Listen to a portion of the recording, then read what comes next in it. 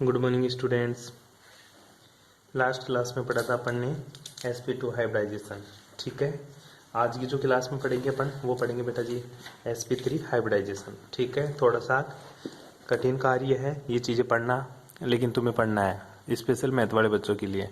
क्यों? अगर मैथ वाले बच्चे sp2 sp3 तीनों हाइब्रिडाइजेशन भी पढ़ के चले जाएंगे ना, तो एक क्वेश्चन बेटा जी तुम्हारा यहीं से खत्म हो जाएगा, चाहे पूरी यूनिट छोड़ देना, ये तीन चीज़ पढ़ लेना। ठीक है, इसलिए। और बायो वाले बच्चों के लिए स्पेशल मैंने बता दिया, पहले वाला थ्योरी वाला पढ़ना है, और आगे मैं वीबीटी और एमओटी में समानताएं और असमानताओं की बात करूंगा, वो टॉपिक आपको उठाना है। ठीक है, क्योंकि तुम थ्योरी रटने में माहिर हो। आगे देखिएगा, अब बात करते हैं किसकी, sp3 हाइब्रिडाइजेशन।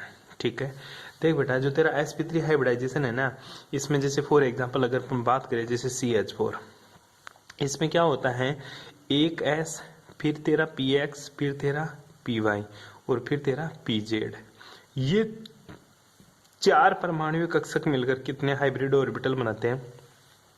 चार sp3 हाइब्रिड ऑर्बिटल का फॉर्मेशन करते हैं। आई बात समझ में? बैटरी बात समझ में? जो s कक्षक होती है इनकी आकृति कैसी होती है? वही गुरुजी गोलाकार। ठीक है, ये s ऑर्बिटल। ठीक है, अगर p कौन सा लूं मैं? अगर px ले लूं, कौन सा ले लिया मैंने? px। दूसरा मैं कौन सा ले लूं? py। कौन सा ले लिया है? ये py। ठीक है, इसी प्रकार तीसरा कौन सा ले लूं मैं? pz। कौन सा लूं? ये मेरा pz। ठीक है, ये तीन ऑर्बिटल ले लिए p के। ठीक है, ये पॉजिटिव नेगेटिव पॉजिटिव नेगेटिव, कहीं लगा देना, एक को पॉजिटिव बनाना है दूसरे को नेगेटिव। जब इन तीनों में चारों में अतिव्यापन होगा तो चार तेरे sp3 हाइब्रिड ऑर्बिटल बनेंगे। वो किस हिसाब से बनेंगे? पहला पॉजिटिव नेगेटिव, ठीक है, फिर दूसरा, आई बात समझ में? इस तरह से ये तेरा पॉजिटिव नेगेटिव, फिर तीसरा पॉजिटिव नेगेटिव, ठीक है, फिर चौथा, ठीक है, पॉजिटिव नेगेटिव। ये चार हाइब्रिड ऑर्बिटल बनते हैं और चारों मिलकर ये चार क्या है तेरे sp3 हाइब्रिड ऑर्बिटल। ठीक है, चार sp3 हाइब्रिड ऑर्बिटल। ठीक है बेटा जी, इसकी थ्योरी में क्या लिखेगा? एक ही परमाणु का एक s और तीन p कक्षक मिलकर चार sp3 संकरित कक्षक बनाते हैं, जो नाभिक के चारों ओर ज्यामिति कैसी होती है इनकी? ज्यामिति कौन सी होती है बेटा? टेट्राहेड्रल, मतलब चतुष्फल की है। और बंद कोण कितना होता है? और इनके बीच का जो बंद कोण है उसका मान होता है 109 डिग्री 28 मिनट का बंद कोण होता है इनके बीच में। आई बात समझ में? अब देखिएगा आगे की बातें करते हैं। चार हाइब्रिड ऑर्बिटल है, स्ट्रक्चर कैसे बनाते हैं देख बेटा, तेने देखा होगा जो टेट्राहेड्रल स्ट्रक्चर होती है, मतलब चतुष्फल की है, वो तेरी इस टाइप की सी होती है। आई बात समझ में? इस टाइप की सी कुछ स्ट्रक्चर होती है गुरुजी मेरी टेट्राहेड्रल। ठीक है, इस टाइप की। और इनके बीच का जो बॉन्ड एंगल होता है वो कितने डिग्री का? 109 डिग्री 28 मिनट का इनके बीच का बॉन्ड एंगल देखने को मिलता है। अब चार हाइब्रिड ऑर्बिटल है तो बता इसके वेव फंक्शन भी कितने होंगे? गुरुजी चार हाइब्रिड ऑर्बिटल है तो इसकी जो तरंग फलन है ना वो भी चार होंगे। ठीक है, तरंग फलन, ठीक है, चार तरंग फलन होंगे। कौन कौन सा? पहला साई फर्स्ट, ठीक है, जो साई एक होगा वो क्या होगा तेरा? सीधी सी बात है, वही तेरा A1 साइन। ठीक है, अब जो 1s था ना उसकी जगह अब कौन सा ऑर्बिटल काम आ रहा है? अब तेरा 2s वाले ऑर्बिटल काम आ रहे हैं, लेकिन अपन को 1s 2s इनसे कोई मतलब नहीं है। सीधी सी बात याद रखनी है, साइन s वाला ऑर्बिटल यहाँ पे काम आ रहा है। ठीक है, A1 फिर क्या यूज करेगा तू? B1 साइन px, फिर C1 और क्या लिखेगा? Sine py। ठीक है, इसी तरह से यहाँ पे क्या लिखेगा? D1, ठीक है, साइन pz। ध्यान देना इस चीज के बारे में। चार है तो चार ही चलेंगे। Sine second A2 sine s plus है B2 साइन px प्लस है C2 साइन py प्लस है D2 साइन pz। फिर चलेंगे साइन 3 के पास। ठीक है, सिंपल सी बातें कर रहा हूं मैं। A3 sine s plus B3 sine px plus C3 sine py plus D3 sine pz। मेरे को लग रहा है अब तुम्हें थोड़ा थोड़ा समझ में आ रहा होगा। अब साइन 4 की बात कर रहा हूं मैं। ठीक है, साइन 4 का मान कितना होगा? A4 sine s, B4 sine px, C4 sine py और तेरा D4 D4 डॉग नहीं होता बेटा, D4 है ये, ठीक है, D4 P, कोई बोल दे D4 डॉग, ऐसा नहीं है, ध्यान दीजिएगा, आगे दीजिएगा बात। अब 4 इक्वेशन आ गई तेरी, पहली, दूसरी, तीसरी, चौथी, ठीक है। पहली कंडीशन लगाएंगे एस वाली, हर किसी में अपन एस वाले लगा रहे, क्यों, उससे तेरा A1 A2 A3 A4 का मान निकल जाएगा, A1 A2 A3 A4 का मान निकल जाएगा। जहां पे देख, अब मैं A1 A2 A3 नहीं बोल रहा, A B C D, ये क्या है, ये सारे के सारे मेरे मिश्रित गुणांक है। क्या है बेटा, मिश्रित गुणांक, ठीक है जी। आगे चलिएगा। अब चूंकि एस ऑर्बिटल का आवेश घनत्व चारों कक्षकों में क्या होता है, समान रूप से वितरित होता है, पहली कंडीशन, ठीक है। एस कक्षक क्या होता तेरा, एस कक्षक क्या होता है, एस कक्षक, एस कक्षक की आकृति कैसी होती है, एस कक्षक की आकृति गोलाकार होती है। क्या होती है, गोलाकार होती है, ठीक है, होती है। तो क्या करें, अतः इसका, किसका, एस कक्षक का, ठीक है, इसका जो क्या होता है इलेक्ट्रॉन डेंसिटी, अतः इसकी इलेक्ट्रॉन डेंसिटी मतलब इलेक्ट्रॉन घनत्व, घनत्व, घनत्व sp3 संकरित, अतः इसकी इलेक्ट्रॉन, इसका इलेक्ट्रॉन घनत्व या इलेक्ट्रॉन डेंसिटी, ठीक है, चारों कक्षकों में, चारों कक्षकों में समान रूप से वितरित होती है, वितरित होती है, ठीक है। चार कौन कौन से गुरुजी, वही A1 का स्क्वायर किसके बराबर होगा, वही देखना अपन को, जो A1 का स्क्वायर बराबर A2 का स्क्वायर बराबर A3 का स्क्वायर बराबर A4 का स्क्वायर किसके बराबर होगा बेटा, 1/4 के। तो तेरा A1 बराबर A2 बराबर A3 बराबर A4 किसके बराबर हो जाएगा, 1/2 के। क्यों, क्योंकि रूट लेंगे, 1/4 का रूट होता है बेटा 1/2, ठीक है। सिंपल सी बात, तेरे पास इनकी वैल्यू आ गई, A1 बराबर A2 बराबर A3 बराबर A4, सबका मान आ गया, ठीक है। अब आगे चलते हैं गुरुजी, A1 का तो आ गया, अब मेरे को BCD1 इनका और निकालना है, ठीक है। कंडीशन लगाते जाओ और मजे लेते जाओ, ठीक है। क्या मजे लेना है गुरुजी, साइवन केवल x दिशा में ही अतिव्यापन करता है। दूसरी कंडीशन लगाएंगे अब, ठीक है। क्या कंडीशन लगाएगा कि जो साइवन होता है मेरा, कौन सा बेटा, साइवन, कौन सा, देखिएगा लिख ले, साइवन केवल x दिशा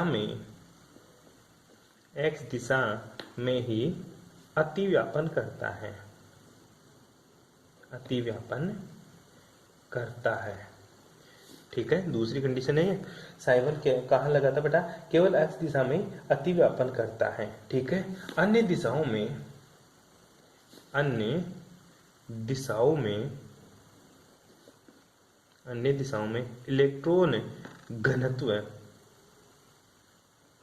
इलेक्ट्रॉन घनत्व शून्य होता है, ठीक है, शून्य होता है। मतलब कहना क्या चाहता है तू, ठीक है, कहना यह चाहता हूं केवल x दिशा में ही है, ठीक है। x दिशा का मतलब होता है केवल px, तो b1 का मान ही है केवल, c1 और d1 का मान क्या होगा, 0 होगा, क्योंकि तेरा py y दिशा में है और z दिशा में है। केवल x दिशा में अतिव्यापन है, x दिशा में अतिव्यापन है, तो c1 का मान भी क्या है, 0, और d1 का मान भी क्या है, 0। बैठ गई बात समझ में, C1 का मान भी 0 और D1 का मान भी 0। अब लगा दे तीसरी कंडीशन, 3 मान तो आ गए, C1 D1 के आ गया, अब तेरे को B1 निकालना है। B1 का मतलब कैसे निकालते थे अपन, साइवन का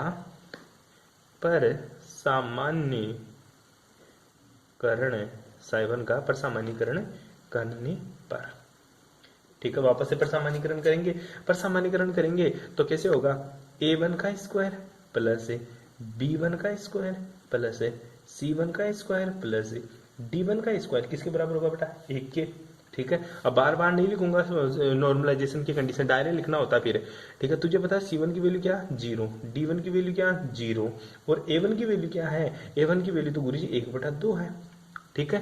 वैल्यू पुट कर दे, तो 1/2 का स्क्वायर प्लस B1 का स्क्वायर प्लस 0 बराबर 1, ठीक है। तो ये कितना हो जाएगा, 1/4 प्लस B1 का स्क्वायर बराबर 1, तो B1 का स्क्वायर किसके बराबर हो जाएगा, 1 माइनस 1/4। जब इसको सोल्व करेगा तो कितना हो जाएगा, 3/4, तो B1 का मान कितना आ जाएगा, √3/2, ठीक है, कैसे? क्योंकि सर 3 का तो रूट 3 और 4 का रूट कितना हो जाता है तेरा 2। ठीक है, तो तेरा जो b1 का मान आता है बेटा, वो b1 का मान आ जाता है गुरुजी रूट 3/2। ठीक है, चौथी कंडीशन वही लांबिक होने पर किसका, साई1 है, साई1 है। ठीक है, साई1 का किसके ऊपर, साई2। ठीक है, साई1 व साई2 तथा साई1 व साई3 तथा साई1 व साई4 लांबिक होने पर, क्या होने पर, लांबिक होने पर।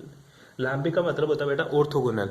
ऑर्थोगोनल होने का मतलब होता है उनका क्या, मल्टीप्लिकेशन क्या होगा, 0। ठीक है, तो कंडीशन लगा दे सारा का सारा, तो हो जाएगा गुरुजी a1 dot a2 plus b1 dot b2 plus c1 dot c2 plus, ठीक है, d1 डॉट d2।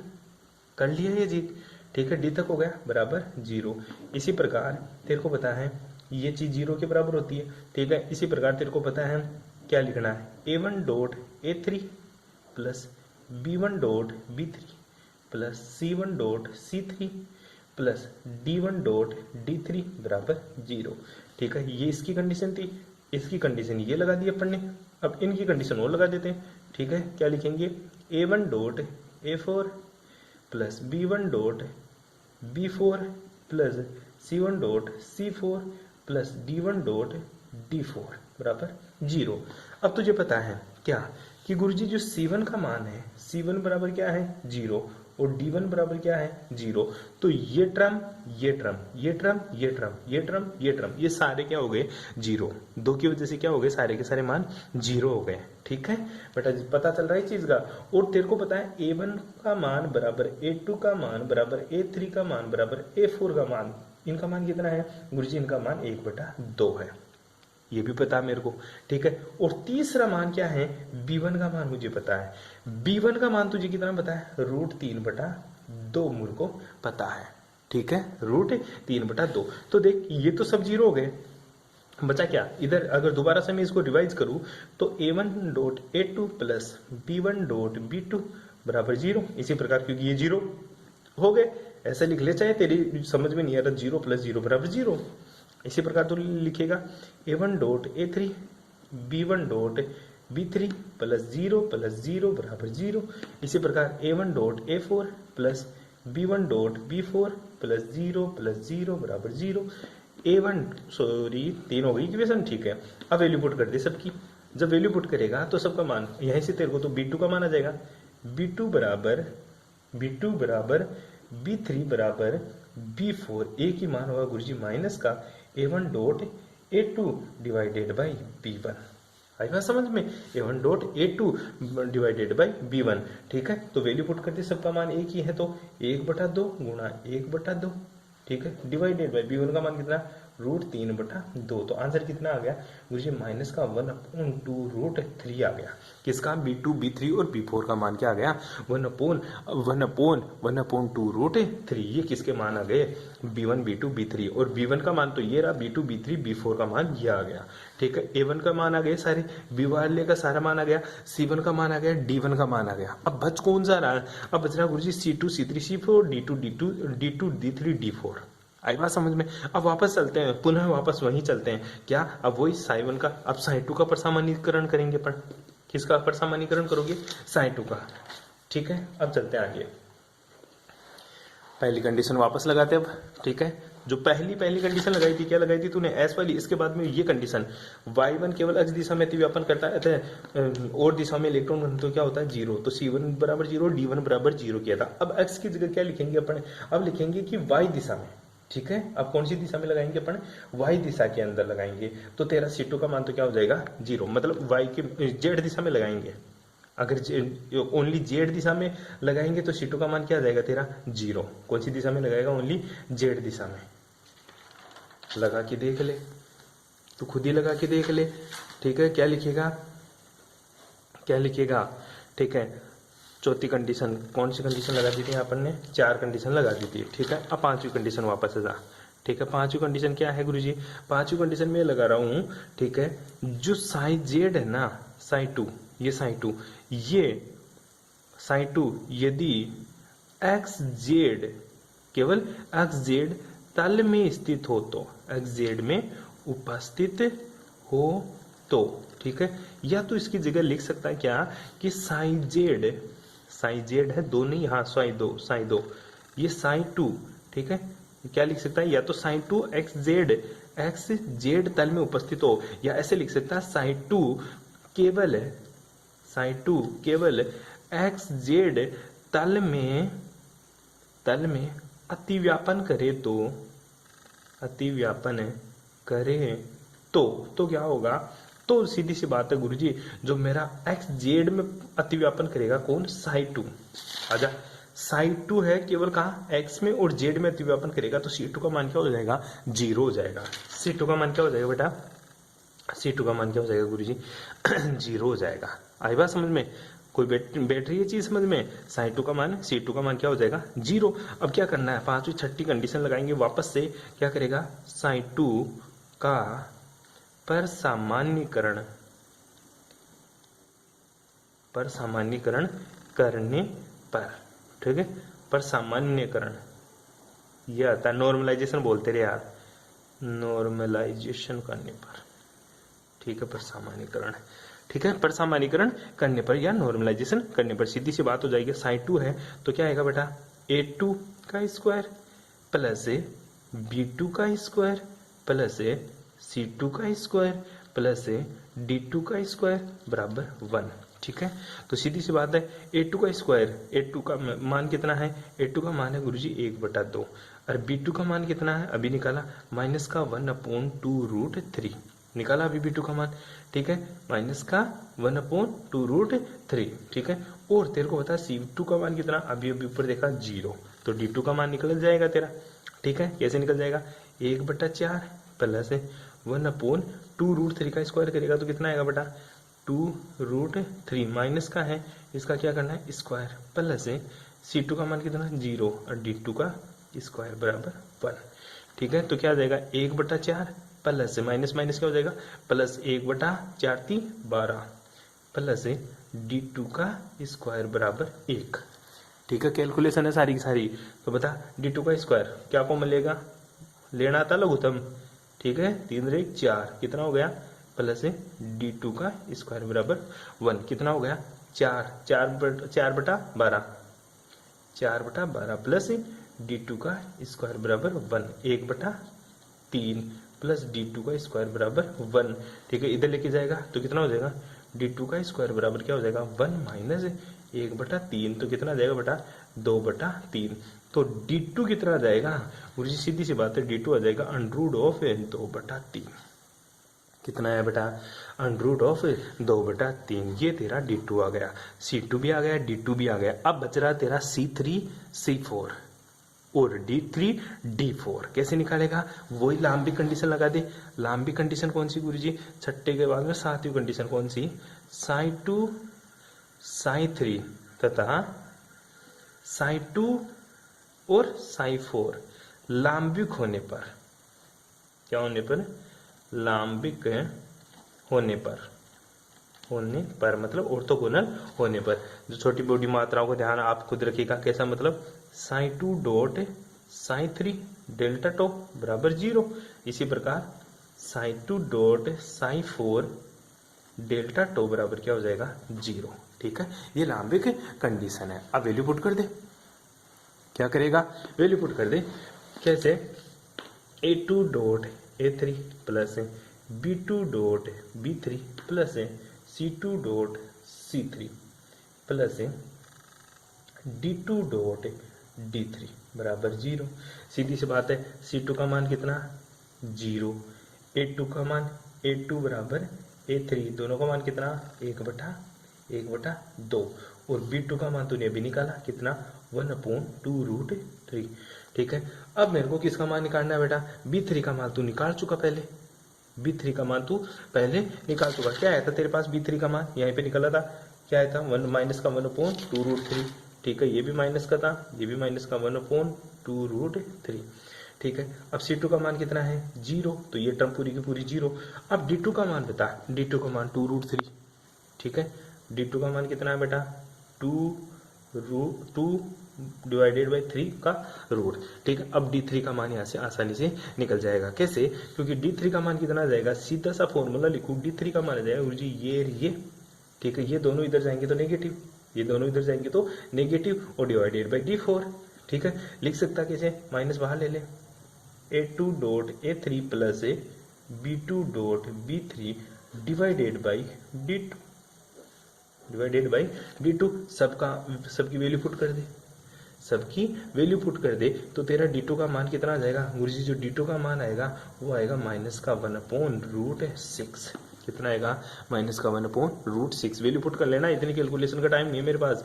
इसी तरह तेरा d2 dot a2 dot a4 plus b2 dot b4 plus c2 dot c4 plus d2 dot d4 बराबर 0। ठीक है, तो value put कर देना वापस सबके सब, सारे का सारा मान का वापस से इसमें वैल्यू पुट करेगा तो तेरा जो d4 आएगा उसका मान भी कितना आएगा, -1/√6 आएगा। कितना आएगा बेटा, -1/√6 आ गया। बैठ गई बात समझ में। अब बचा कौन, अब गुरुजी बच रहा मेरा C2 की, जो C3 की वैल्यू, ठीक है, और एक मेरा C4, इन दोनों के मान निकालना है। और इन दोनों का मान किससे निकाल रहा है तू, परसामान्यीकृत करने पर। वापस से किसको परसामान्यित करेगा तो साई3 को, किसको, साई3 को। 8वीं कंडीशन, ठीक है, चलते रहे। साई3 का परसामान्यीकरण, साई3 का परसामान्यीकरण करने पर, ठीक है, परसामान्यीकरण करो इसको, क्या आ जाएगा, सीधी सी बात है, a2 का स्क्वायर a3 का स्क्वायर प्लस b3 का स्क्वायर प्लस c3 का स्क्वायर प्लस d3 का स्क्वायर बराबर 1। सबकी वैल्यू पुट कर दे और तेरा c3 का स्क्वायर किसके बराबर हो जाएगा, क्योंकि तेरे को पता है a3 का तो पता है मेरे को, b3 का मान तू निकाल चुका, d3 का मान यहाँ से आ गया, तो तू c3 का स्क्वायर निकाल दे यहाँ से। ठीक है, c3 का स्क्वायर आ जाएगा बेटा, वैल्यू पुट करेंगे तो 1 - 1/2। ठीक है, और c3 का मतलब कितना आ जाएगा, 1/√2। कैलकुलेशन तेरा काम है। ठीक है, मैं डायरेक्ट कर रहा हूँ। अब 9वां वापस लगा दे, c4 चाहिए मेरे को, तो क्या करेगा, साई3 तथा साई4 लांबिक, साई3 तथा साई4 लांबिक तरंग फलन है, अतः लांबिक तरंग फलन है, अतः क्या लिखेगा, वही बात लिखेगा, साई3 डॉट साई4 डेल्टा टो किसके बराबर, 0 के। किसके बराबर बेटा, 0 के। तो वैल्यू पुट कर दे, a3 dot a4 plus b3 dot b4 plus c3 dot c4 plus d3 dot d4 बराबर 0। जब वैल्यू पुट करेगा तो सबकी, ठीक है, तो जो तेरा c4 का मान आएगा वो आएगा -1/√2। कितना जाएगा, -1/√2। वैल्यू करके कैलकुलेशन तो कर ही सकता, सबकी वैल्यू है तेरे पास, कैलकुलेशन तुझे करनी है, डायरेक्ट कोई लिख दिया तो टांगे तोड़ दूंगा उसकी मैं। ठीक है, आगे देख तू। अब हाँ, अब सभी के मान समीकरण में रख दे, 1 2 3 के अंदर, चारों समीकरण के अंदर वैल्यू पुट करने पर। ठीक है, किसका, a1 a2 a3 a4 b1 b2 b3 b4 c1 c2 c3 c4 d1 d2 d3 d4 सबके मान किसमें पुट करेगा, equation number 1, equation number 2, equation number 3, equation number 4 में रखने पर। तो तेरा साई1 का मान क्या आएगा तू मेरे को करके बताएगा। ठीक है, सारे के सारे मान तू लिखेगा, कितना आ जाएगा, फिर साई2 का मान कितना आएगा, फिर साई3 का मान कितना आएगा, फिर साई4 का, सारे के सारे मेरे पास फोटो भेजना इनकी वैल्यू का रिजल्ट निकाल के। ठीक है, बाकी की बातें करेंगे नेक्स्ट क्लास में। लास्ट क्लास बच रही है चिन्नी सी, फिर तुम्हारा चैप्टर खत्म हो लेगा। Okay, thanks.